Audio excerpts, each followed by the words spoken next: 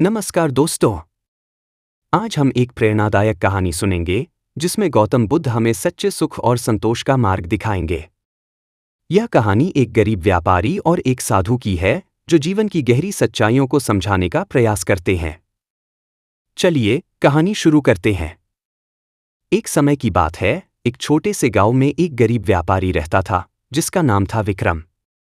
विक्रम के पास कोई खास संपत्ति नहीं थी, लेकिन वह बहुत मेहनती और ईमानदार था।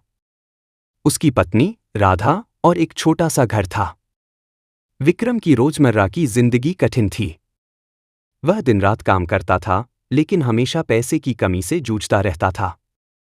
उसकी पत्नी राधा भी उसकी मदद करती, लेकिन उनकी स्थिति में कोई खास सुधार नहीं हो रहा था। एक दिन विक्रम ने सोचा कि उसे अपनी स्थिति बदलने के लिए किसी गुरु या साधु से सलाह लेनी चाहिए। उसने सुना था कि गांव के पास एक महान साधु आए हैं जो जीवन की समस्याओं का समाधान कर सकते हैं। विक्रम ने निर्णय किया कि वह साधु से मिलने जाएगा। विक्रम और राधा साधु के आश्रम पहुंचे, जहां साधु शांतिपूर्ण ध्यान में बैठे थे। विक्रम ने विनम्रता से साधु से कहा, प्रभु, हम बहुत ही कठिनाई में हैं। कृपया हमें बताएं कि हम अपनी स्थिति को कैसे बदल सकते हैं। साधु ने विक्रम को देखा और कहा, मैं तुम्हें एक कहानी सुनाता हूं जो तुम्हारी समस्या का समाधान कर सकती है। एक बार एक अमीर व्यापारी था जिसका नाम था राजू। राजू के पास बहुत सारा धन था, लेकिन वह कभी भी संतुष्ट नहीं रहता था। वह हमेशा और अधिक धन की खोज में रहता था। राजू की यही आदत थी कि जब भी वह और अधिक धन इकट्ठा करता, वह संतुष्ट नहीं होता और अधिक की चाह करता। उसकी चिंता और तनाव दिन ब दिन बढ़ते जा रहे थे। एक दिन राजू ने सोचा कि वह अपने धन को अधिक अच्छे से उपयोग में लाएगा। उसने एक ज्योतिषी से सलाह ली, जिसने उसे कहा कि यदि वह एक दुर्लभ और मूल्यवान वस्तु प्राप्त करेगा तो उसकी चिंता दूर हो जाएगी।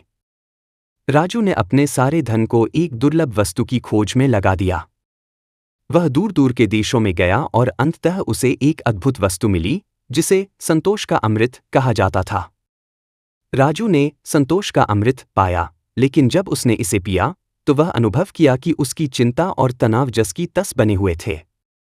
उसने महसूस किया कि वस्तु के पास होने से सच्ची शांति और संतोष नहीं मिल सकता। राजू ने अपने अनुभव को समझते हुए सोचा कि सच्ची शांति और संतोष भीतर से ही आ सकती है। उसने अपने धन का उपयोग गरीबों की मदद और समाज की भलाई में किया। साधु ने कहा, सच्ची शांति और संतोष तब प्राप्त होती है जब हम अपनी इच्छाओं को नियंत्रित करते हैं और दूसरों की मदद करते हैं। यह अमृत तुम्हें कहीं बाहर नहीं मिलेगा, बल्कि तुम्हारी अपनी सोच और कार्यों में मिलेगा। विक्रम और राधा ने साधु की बातों को गहराई से सुना और अपने जीवन में इन्हें अपनाने का निर्णय किया। उन्होंने अपनी स्थिति को बदलने के लिए मेहनत की, लेकिन अब उन्होंने अपनी इच्छाओं को नियंत्रित किया और गांव के गरीबों की मदद की। इस कहानी से हमें यह सीखने को मिलता है कि सच्ची शांति और संतोष पाने के लिए हमें अपनी इच्छाओं को नियंत्रित करना होगा और दूसरों की भलाई के लिए काम करना होगा। जब हम अपने भीतर शांति और संतोष पाते हैं, तब हमारा जीवन भी बदल जाता है। आशा है कि यह कहानी आपके जीवन को प्रेरित करेगी।